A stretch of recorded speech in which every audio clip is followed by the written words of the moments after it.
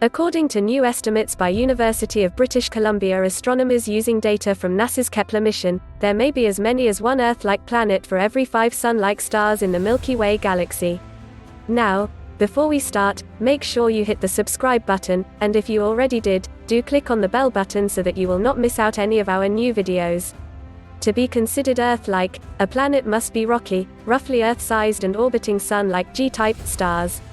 It also has to orbit in the habitable zones of its star, that is the range of distances from a star in which a rocky planet could host liquid water, and potentially life, on its surface.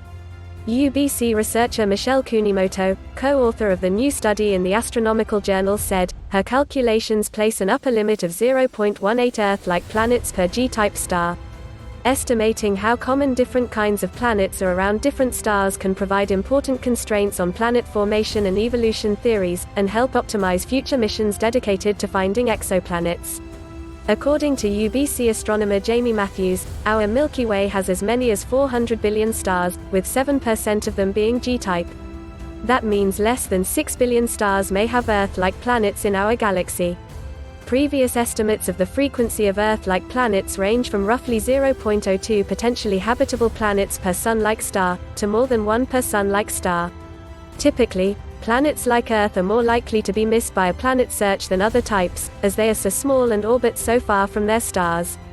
That means that a planet catalog represents only a small subset of the planets that are actually in orbit around the stars searched.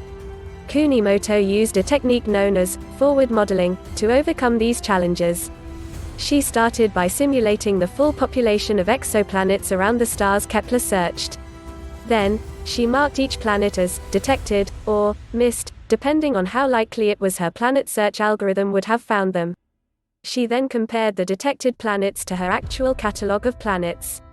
If the simulation produced a close match, then the initial population was likely a good representation of the actual population of planets orbiting those stars.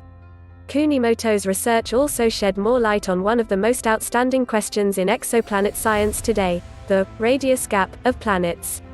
The radius gap demonstrates that it is uncommon for planets with orbital periods less than 100 days to have a size between 1.5 and 2 times that of Earth. She found that the radius gap exists over a much narrower range of orbital periods than previously thought. Her observational results can provide constraints on planet evolution models that explain the radius gap's characteristics. Previously, Kunimoto searched archival data from 200,000 stars of NASA's Kepler mission.